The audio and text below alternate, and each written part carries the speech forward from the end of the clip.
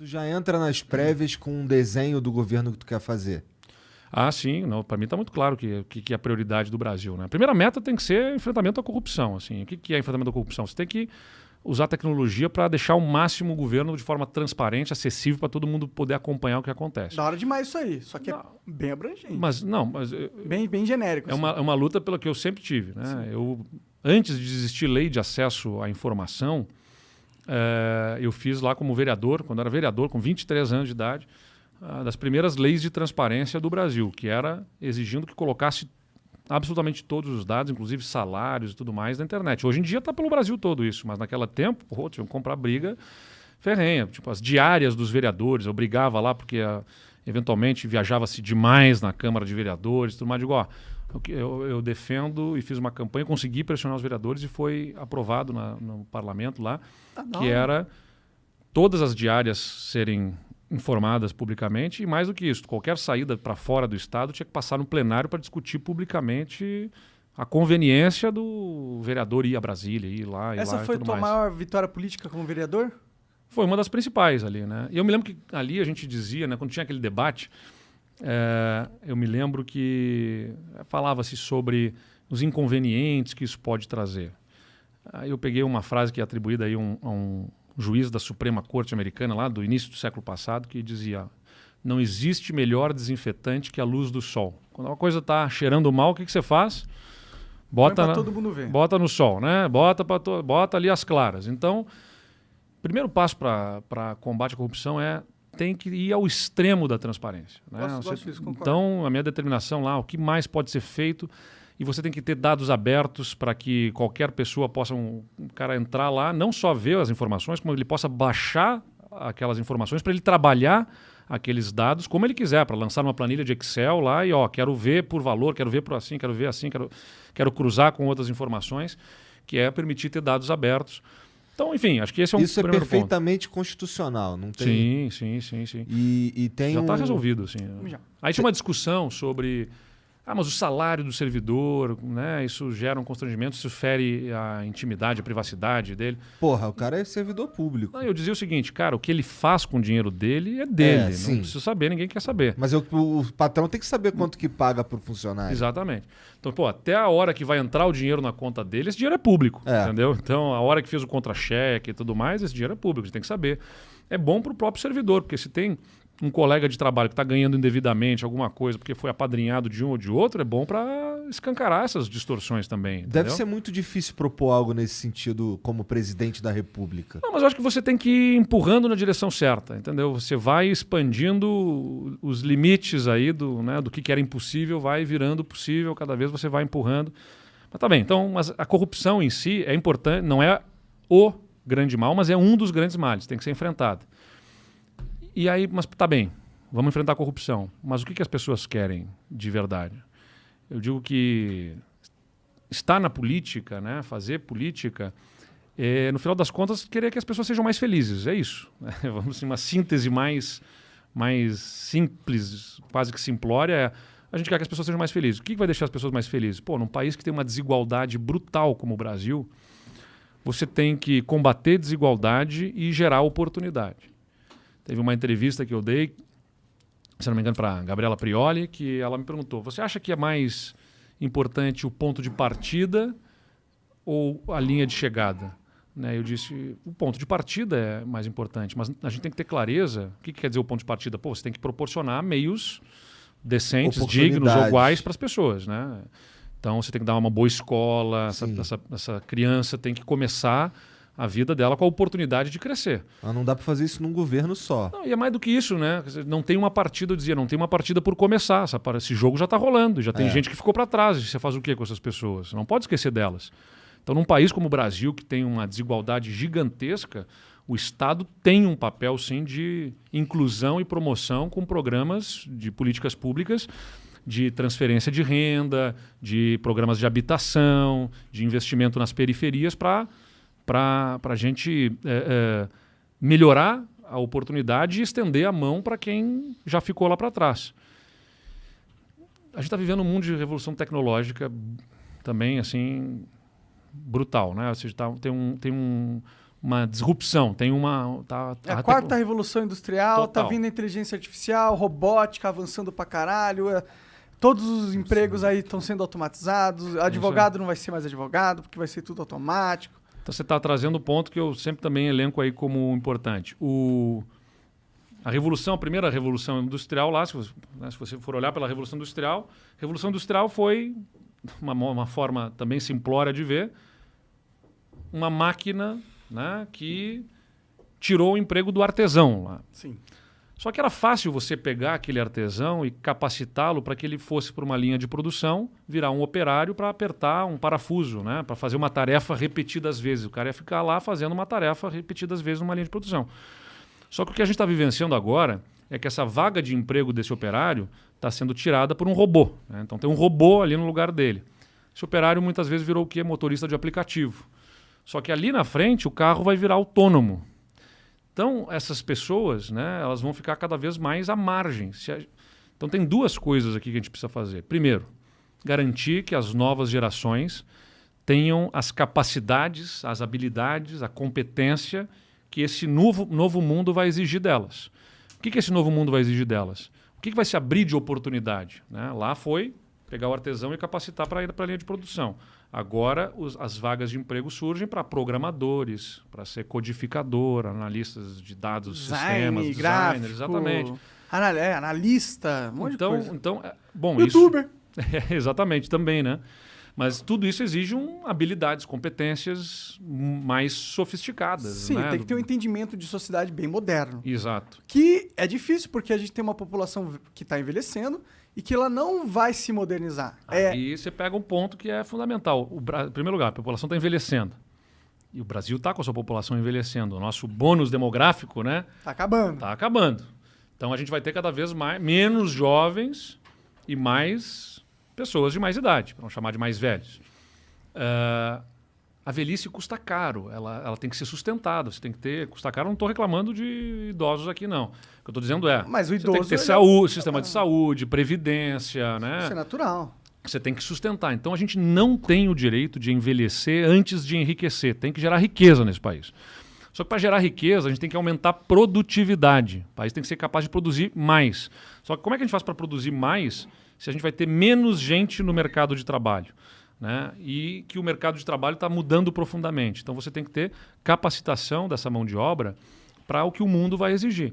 E o que é essa capacitação de mão de obra? Você tem que ter especialmente lá em todas as etapas de ensino, mas eu vejo uma prioridade também para o ensino médio, que tem que ter uma condição mais profissionalizante, entendeu? Um ensino técnico. Cara, que não precisa buscar na Dinamarca, na Noruega, na Finlândia. Tem bons exemplos no Brasil.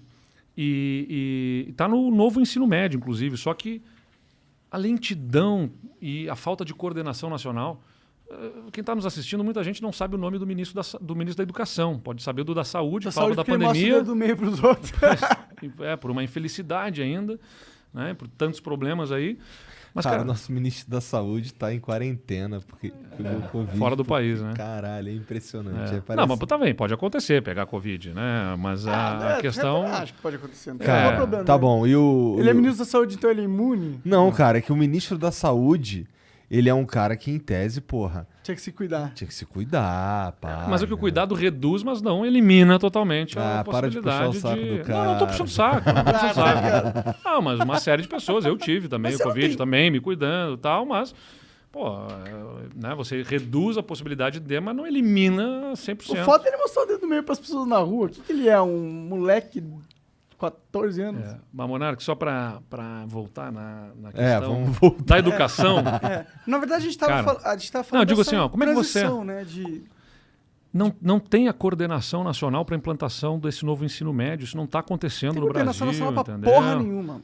Pois é. Então isso tem que ser prioridade. Tem que melhorar a oportunidade, porque senão a cada dia que passa é menos possibilidade de a gente conseguir incluir essas novas gerações para esse novo mercado de trabalho. Isso é urgente. É urgente. Isso é urgente. Mas eu sabe o que eu tenho medo? Que talvez seja impossível. Porque a Revolução Industrial 4.0, quando ela vier mesmo, de verdade, quando tiver robôs que são capazes de fazer a mesma coisa que um ser humano é capaz de fazer, e ainda com uma inteligência artificial que é mais capaz que um ser humano médio consegue fazer, mas aí... como que você vai capacitar as pessoas para... Eu acho que tem que ser Sei lá, eu fico pensando se talvez uma renda básica universal Não, seja também, acho que é necessário. um caminho, você vai ter que discutir, sem dúvida nenhuma isso. Só que, inclusive, para fazer. Então, você está trabalhando nas duas frentes que eu estou falando. Vou chamar você para discussão do plano de governo. Aí depois que já. Ó, A gente chama aqui você. vou a gente falar para o discute ao Aode, vivo. que é o cara que me ajuda a coordenar as discussões de conteúdo. Mas aí o que a gente tem que pensar? Preciso gerar oportunidades com agilidade. Só que como é que você gera oportunidade também? Que se você tem boa parte dessa população extremamente pobre, né? Que aí entra a questão do combate à desigualdade. 17 milhões de crianças no Brasil estão dentro de regras internacionais, né, na análise do poder de compra dessas crianças, dessas famílias, né, estão abaixo da linha de pobreza entendido para um país como o Brasil. Tá? 17 milhões vivem com menos de R$460 por mês per capita, tá? De poder de compra. Então, a gente precisa combater fortemente a pobreza infantil. Por que eu estou falando da pobreza infantil? Porque o país tem mecanismos de proteção das pessoas de mais idade. Não estou dizendo que proteja bem, mas tem mecanismos de proteção. Entendeu? Você tem, por exemplo, nunca contribuiu para a Previdência, mas vai receber o benefício de prestação continuada, de um salário mínimo e tudo mais. Então, a própria Previdência, o próprio sistema de Previdência é proteção para os mais velhos e tudo mais. Mas você não protege as crianças devidamente, entendeu? Não tem, e aí, se essa criança não tem a renda, a família suficiente, ela vai estar certamente com problemas de diversas ordens, né? De acesso a material escolar, à alimentação, que a deixa com desnutrição. Ela não compete em condições minimamente leais para poder crescer na vida. Vou te fazer uma pergunta um pouco cruel. Isso não seria um incentivo perverso para as pessoas terem mais filhos? Não, mas aí você tem mecanismos para evitar isso. Não vai ter filho para poder ganhar uma bolsa. Não é assim, gente. Vai sim, vai não pra é caralho. assim. Não, Não é assim. é uma total pergunta. Eu entendo o ponto assim de pra vocês. sua família, pra Não, minha família. não. A miséria Não, máxima. mas você tem mecanismos para você poder corrigir isso, evitar. Agora não é porque isso, então vamos abandonar, vamos. Não, pelo amor de Entendeu? Deus. Você não pode pensar o seguinte, não vou ajudar crianças porque senão eu vou estar Não. incentivando famílias pobres a terem filhos. Você não pode. Eu fico na dúvida se o Estado tinha que fazer políticas públicas tão fragmentalizadas e focadas. Eu acho que talvez ele tivesse que fazer políticas públicas mais universais Mas e aí, que cumprissem a mesma função. Mas, Monarca, aí eu não vou conseguir. Acho A que gente a não tem focalização, dinheiro, né? A exatamente. gente O não que eu tem falei, dinheiro, você né? tem que escolher onde vai o recurso. É Aham. infinito. Os robôs Então, onde é que a gente chegar vai? antes, para depois a gente trazer o... Tem 350 bilhões de reais que o país faz de incentivo fiscal em diversos setores da economia, entendeu? Ou seja, empresas que em determinado, se instalar aqui não paga imposto, se pagar ali não, se tal atividade não paga imposto. É uma escolha de alocação de dinheiro, entendeu? E o Bolsa Família custa 35 bilhões de reais por ano. Que é um absurdo, devia Então, ser bem mais. Então é isso que eu estou te Tinha que ser ao dizendo. contrário. Então você 300 faz- milhões pro Bolsa Família e foda-se as empresas. Cada- Você não consegue ganhar dinheiro? Então fala. Não estou defendendo foda-se as empresas, não. Acho que também não é assim. eu acho que As o Estado empresas, tem que garantir que a empresa vá bem. as empresas são importantes para gerar emprego, mas você não pode também usar mecanismos de artificialidade que geram uma dependência Então- exclusiva do governo para poder. Aí tem outras reformas, que é a reforma da tributária, entendeu? Sim, a Que- reforma tributária é imprescindível, Super pelo amor de importante. Deus. Porque tem dois custos na parte da tributação: o do imposto em si e o da complexidade do imposto. Sim. Porque você vive sob a incerteza, né? Então, vamos dizer, dizia lá, você tem uma fábrica de travesseiros, e travesseiro tem um tipo de imposto, e a almofada tem outro tipo de imposto. Porra. Eu tô pegando um exemplo, Mas que sim, nem é sim, assim, sim. mas enfim. Mas aí você vai lá e paga o imposto como travesseiro. Daqui a pouco, daqui a um tempo, surge um fiscal para dizer, não, você pagou errado, a gente interpreta que isso aqui não é travesseiro, isso aqui é Eu já ouvi uma o história. cara pega e de um- toma uma multa gigantesca. Então você vive Sem sob querer, incerteza. às vezes o cara tentando fazer o correto. Exato. Eu ouvi uma história de uns caras que tava tentando trazer o Crocs. Aham. Sabe qual é o Crocs? Que Sei, claro. é tipo uma sandália de borracha, Feia pra caralho. feia pra caralho, que os caras Se estavam... patrocinar aqui o Flow, Não, é vocês feia. mudam de opinião? Não, Não, ele é fala feia pra feio pra caralho. caralho, mas se você quiser comprar, tá aí, ó. Mas, porra, teve um... Isso é uma história que eu ouvi. que teve um lance que uma carga de... Tem uma outra água aqui? Tem. Uma carga de Crocs acabou Vocês vão ficando... tomar o vinho do Rio Grande. Bem gostoso esse vinho. Uma carga que ficou presa porque os caras não sabiam como tributar o bagulho. Porque não sabia se era sandália, não sabia se era... Não se era estava um definido Não ainda. estava definido. Então, é esse tipo de coisa. E é a complexidade do sistema tributário. Por isso que a gente defende, reforma tributária tem que ser prioridade, porque para diminuir a complexidade. Se você vai fazer um imposto de valor agregado com uma alíquota única sobre a produção, sobre o valor agregado na venda, e aí acabou, não vai ficar discutindo para esse item desse jeito, para aquele item daquele jeito e tudo mais. É o que acontece no mundo. Você não está inventando nada demais, não precisa também inventar. É só atualizar o sistema. Só que, claro, a transição é difícil. Então, a grande dificuldade é como é que você coordena para fazer a transição, porque hoje tem determinados locais, determinados tipos de serviços que pagam 3%. E tem determinados tipos de itens que pagam 18%, 25%, 30%. Então, como é que você alinha para conseguir fazer essa transição para que o cara que paga 3 vá pagar mais 10, mas em compensação ele tem que conseguir enxergar que ele está pagando 20 ou 30 em algum outro item que vai passar a pagar 10, 12. Tem uma transição que ser 10 completa. no máximo, imposto sobre consumo, nossa senhora. É muito perverso o imposto sobre consumo.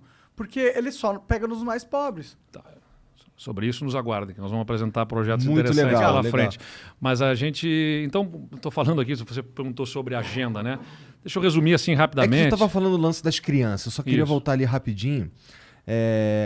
Na tua cabeça, como é que é feita essa assistência? Ela é por meio de facilidades públicas? Não, aí eu acho que você tem que ter a transferência de renda e com acompanhamento de assistente social e exigências de contrapartidas que são quais? Estar na escola, entendeu? Você tem que ter estar bem a nutrido. frequência, exatamente. Então você tem tem que fazer esse acompanhamento, porque você quer fazer para empurrar isso na direção certa. Sim. Então é para combater desigualdade.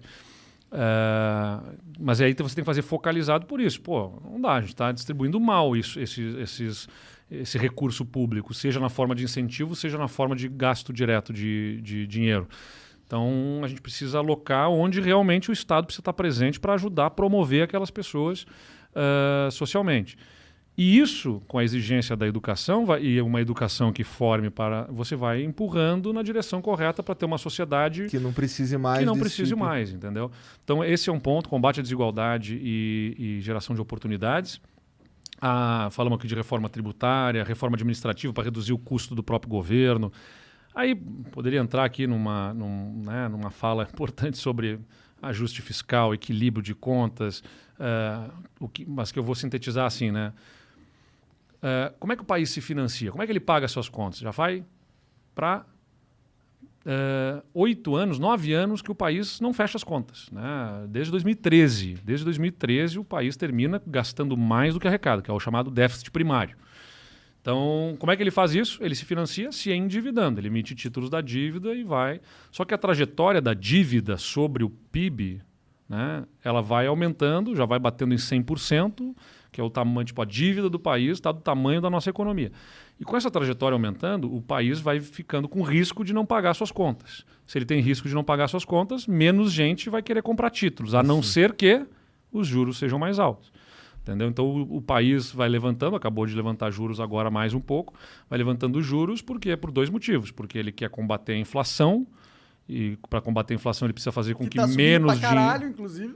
menos dinheiro circule na economia, e de outro lado ele precisa se financiar.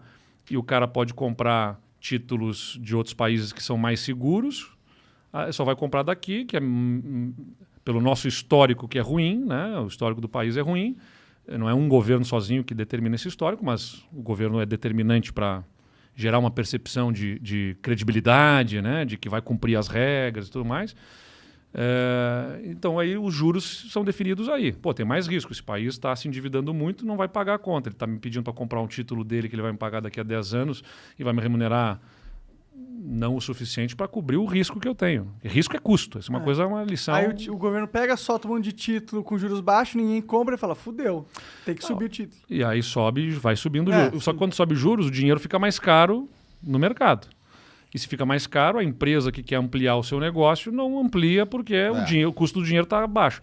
Então, aumentar juros vai impactar na economia, vai impactar no emprego. O Brasil já estava com projeção para o ano que vem.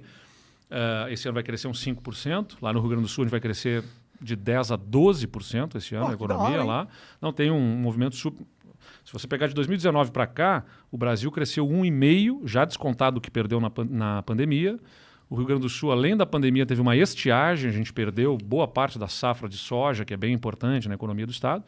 Mesmo assim, a gente cresceu 3 vezes mais que o Brasil. Foi 4,7% o crescimento desde janeiro de 2019 até o final do primeiro semestre desse ano. A gente deve crescer uns 12% nesse ano em relação ao ano passado. Mas enfim, estou trazendo para vocês que o Brasil vai crescer 5% e no ano que vem a projeção do crescimento começou, no início desse ano falava-se em 3% no ano que vem, aí baixaram para 2,5% a projeção, baixaram para 2%, agora já tem banco falando que vai ser 1%. Eita. E já tem gente falando em estagflação, que é estagnação com inflação, que é um cenário crítico, porque as coisas estão subindo de preço e a economia não está crescendo. E por que isso acontece? Porque, como eu falei, você vai tendo a curva de juros vai subindo, o racionamento de energia, que também limita a capacidade de produção, porque fica tudo mais caro. Enfim, é um efeito cascata de uma série de problemas estruturais do país. Tem um outro problema muito forte também, que está aumentando os preços pra caralho, que é não vale a pena vender dentro do mercado nacional. Eu vou exportar pro dólar, o dólar tá valorizado pra caralho, tem muito gringo com dinheiro aqui, eu vou exportar o meu produto com suor aqui pro brasileiro que vai pagar metade? Quanto essa porra? Vou exportar pro gringo. O que isso acontece? Escassez de produto aqui. E aí eleva os preços. Só que você não pode botar barreiras também, porque isso gera mas sabe o que outros tá problemas, né? O Brasil foi totalmente desindustrializado. Exato. Vou fazer... Como é? Desindustrializado. Fala lentamente. Desindustrializado. Assim. Olha só. Uma voz aveludada. Assim, né? E o problema é, a gente só vai conseguir corrigir essa distorção quando valer a pena para vender no mercado interno.